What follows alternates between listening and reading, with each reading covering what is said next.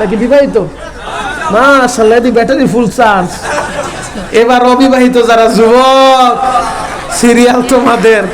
আজকে যদি হাইরা যাও, মোল্লা সাহেবরা অনেকগুলা মাইক লাগাইছে, 2-4 এলাকায় খবর হয়ে যাবে, বিশেষ করে শেরপুর শহরে খবর হয়ে যাবে যে ডাকলহাটি, কি ডাকলহাটি নাকি ডাকলহাটি যুব সমাজের, বিশেষ করে শেরপুরের যুব সমাজের টেম্পার শেষ। অগলগার সম্পর্ক করা যাইব না, মান সম্মানের ব্যাপার, জিততে হইবে ইনশাআল্লাহ। অবিবাহিত যারা, তারা আওয়াজ দিবা নারায়ে তাকবীর। না, এটাও ঠিক আছে। বিবাহিত, অবিবাহিত, যুবক, বৃদ্ধ, বসা, দাঁড়ানো, যে যে অবস্থায় আছেন, একসাথে নারায়ে তাকবীর। আল কোরআনের আলো, আল হাদিসের আলো, দুনিয়ার মুসলিম এক হও, এক হও। ওলামায়ে কেরাম যেখানে আছেন তো, আছেন তো, ওলামায়ে কেরাম যেখানে, পীর বুজুর্গ যেখানে, নামাজিরা যেখানে, বিড়িখোররা যেখানে, নাই তো তোমার পাশে দিব স্বামী। আর খাবো না ইনশাল্লাহ, আজকের পর আর বিড়ি খাবেন, এটা খেয়ে লাভ নাই, সাতার মাথা, শুধু টাকা নষ্ট। বিড়ি না খায় একটা আপেল খেলেও শরীর এনার্জি হবে, কথা বলেন ঠিক কিনা? আল্লাহু আকবার বলেন তো, আরো জোরে বলেন আল্লাহু আকবার। হে যুবক ভাইরা, হাজী সাহেব, বাবাজিরা ডানে বামে নজর নাই, এক নজরে তাকায় থাকেন গো বাবা। যে আল্লাহ আমাদেরকে এই কোরআন দান করলেন, এই কোরআন নিয়ে আমরা বাঁচতে চাই, কথা বলেন ঠিক কিনা?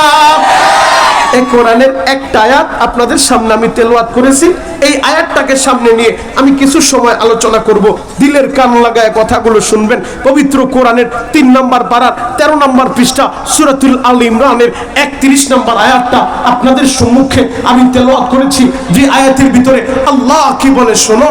আল্লাহ পাক রব্বুল আলামিন বলতেছেন, কুল ইন কুনতুম তুহিব্বুনাল্লাহ,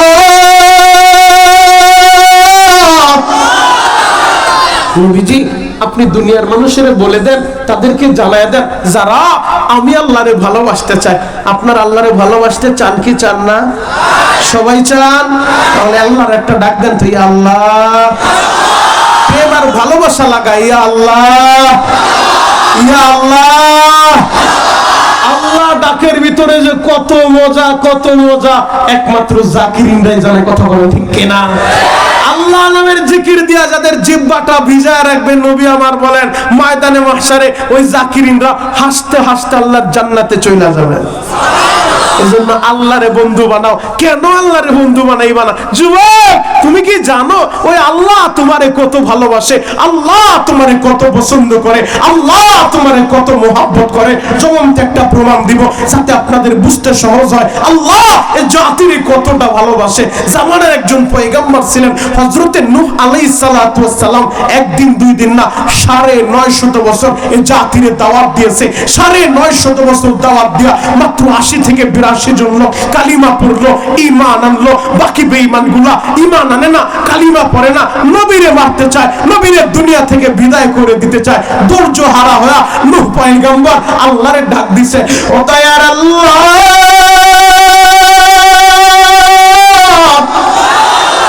950 বছর দাওয়াত দিলাম, মাত্র 82 জন লোক মহিলা পুরুষ মিলিয়া তারা ঈমান আনলো, বাকি মানুষগুলা ঈমান আনে না। ও দয়ার আল্লাহ, এই বেঈমানগুলারে বাঁচায় রাখো না, ওদেরকেও শেষ কইরা দাও, ওদের বাড়িঘর গুলোও শেষ কইরা দাও। প্রতিটা নবী তো মুস্তাজাবুদ দাওয়া, তাদের সব দোয়াগুলো আল্লাহ কবুল করে গো বাবা। নূহ নবীর দোয়াটা আল্লাহ কবুল কইরা নিছে। আমার আল্লাহ বললেন, নূহ রে, তাহলে তুমি একটা কিস্তি বানাও, 3 তলা বিশিষ্ট একটা কিস্তি। আল্লাহ জিবরাইলে পাঠিয়ে দিলেন। জিবরাইল আমিন ইঞ্জিনিয়ার হইয়া জিবরাইল দেখায় দেয় কিভাবে কিস্তি বানাবেন, 3 তলা বিশিষ্ট কিস্তি। আমার আল্লাহ জানায় দেয়, ও নূহ, কিস্তি বানানোর পর আমি যখন বলবো, ইমানদারদেরকে নিয়ে কিস্তির ভিতরে উঠা যাইবা।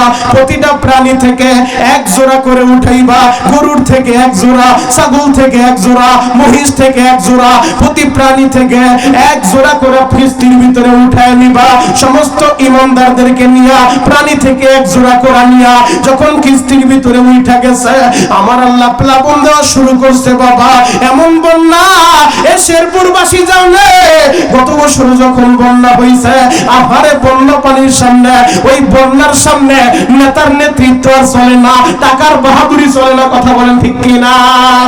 সিলেটের জমিনে যখন বন্যা হয়েছে বাবা, আমি শরীয়তপুরের ঢাকা থেকে আমাদের বাংলাদেশ মানব কল্যাণ পরিষদের মাধ্যমে যখন আমরা মানুষের জন্য খাবার নিয়ে গেলাম, একটা যুবক আমাদের গাড়ির পিছনে পিছনে দৌড়াইতেছে মাত্র এক পোটলা খাবারের জন্য।